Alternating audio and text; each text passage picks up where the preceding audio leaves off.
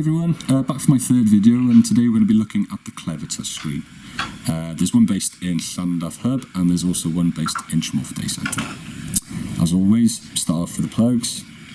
Two plugs, one is for the stand and one is for the CleverTouch itself.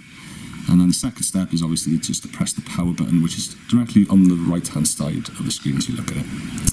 Give that a little click, and then after a little while it will start loading up and it will actually turn on.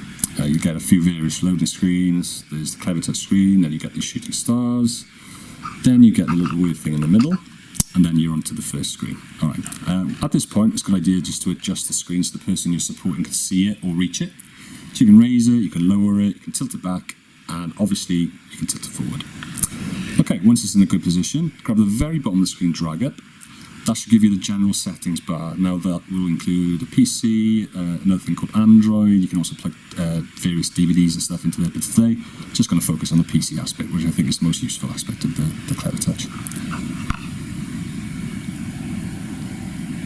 Okay, and once that's loaded, that's just your normal Windows screensaver.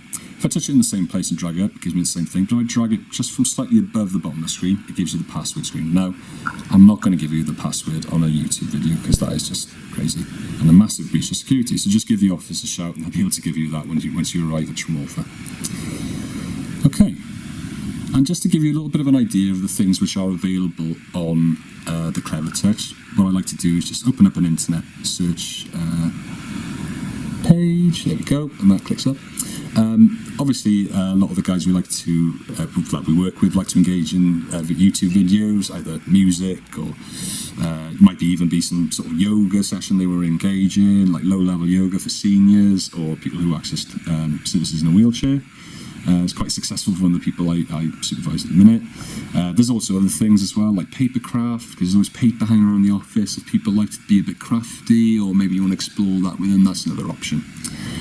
We also have access to the Insight app, or a form of it on the CleverTouch. So if you want to use my login details, you can, but I would highly recommend creating your own account and getting it verified. And it's good just to explore the videos. There's some videos that the guy Innovative made, as well as us. There's Sean and Josh there, and Lindsay, of course, big stars. I haven't looked into this yet, but I did experiment with doing some Zoom using CleverTouch as well with one of the webcams, but I haven't quite got to that part yet. Perhaps I'll discuss that in the second video. As well as the Innovate app, we also have online games. I got someone who particularly likes doing online jigsaws, so they engage in that quite often.